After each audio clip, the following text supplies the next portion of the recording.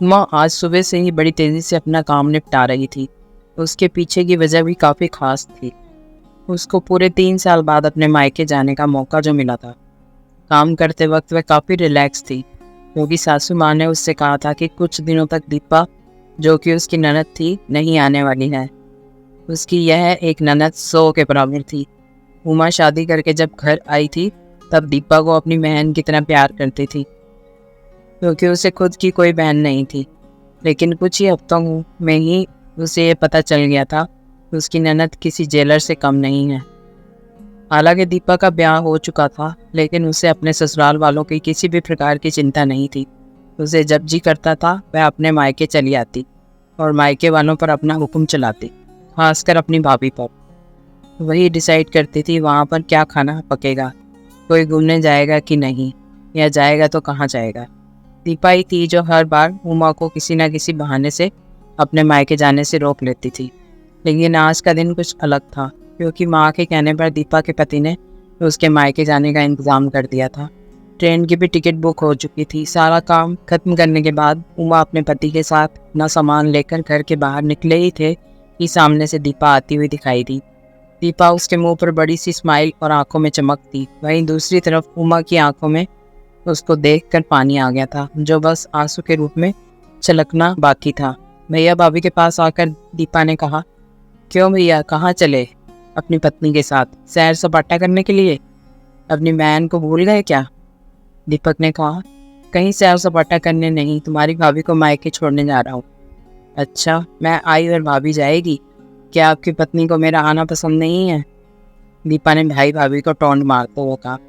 मन में उदासी और आंखों में नमी लिए उमा पलटकर घर के अंदर जाने लगी, क्योंकि उसने मान लिया था कि इस बार भी दीपा की वजह से उसके मायके जाना कैंसिल हो जाएगा। लेकिन तभी सामने से उसकी सास आई और बोली, तुम दोनों अभी तक रेलवे स्टेशन नहीं गए? क्या गाड़ी के पीछे दौड़ते हुए जाओगे? दीपा बीच में टपकते हुए बोली, यह क्या कह रही हो माँ? मैं आई हूँ और अब आप भाभी को मायके भेज रही हो? क्या आपको मैं इतनी खटकने लगी हूँ? माँ ने दीपा को डांटते हुए कहा, तेरा क्या है बेटा, तेरे लिए ये मायका थोड़े ही है।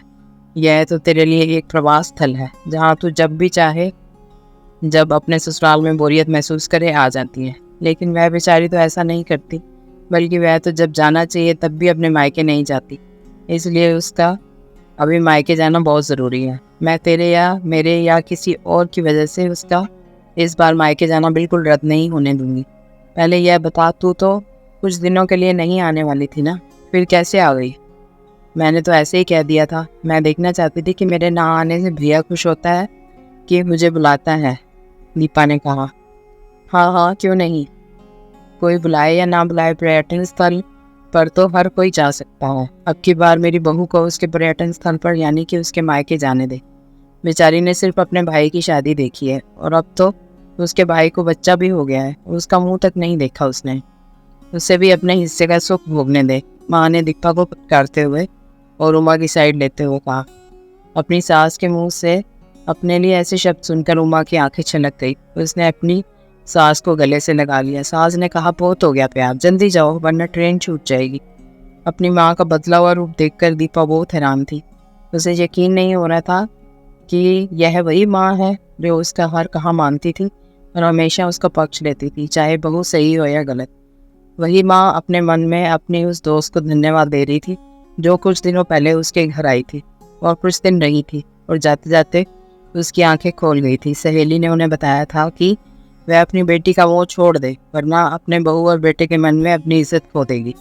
बिना सोचे समझे, बिना अच्छे बुरे का विचार किए हर फैसला सिर्फ अपनी बेटी के हिसाब से लेना सही नहीं है।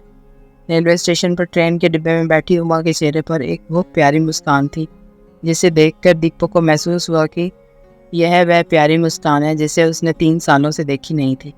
सच ही तो है, मायका महिलाओं के लिए पर्यटन स्थल ही तो होता है, जहाँ वह अपने ससुराल की सारी चिंताएं, टेंशन भूलकर कुछ दिन आराम से रह सकती है।